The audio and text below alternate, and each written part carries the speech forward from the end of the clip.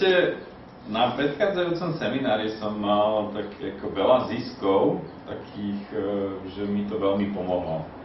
Hlavne čo sa týka nejakého vlastného sa prezentovania a prezentovania firmy ako takej.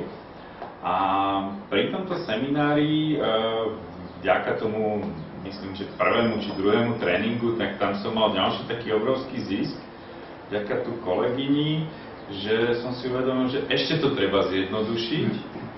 A vlastne počas tohto seminára som dospel k tomu, že vlastne aj keď ten zákazník nechce tú hlavnú službu v tom momente hneď kúpiť, tak v podstate každé stretnutie bude vlastne odteraz predajom.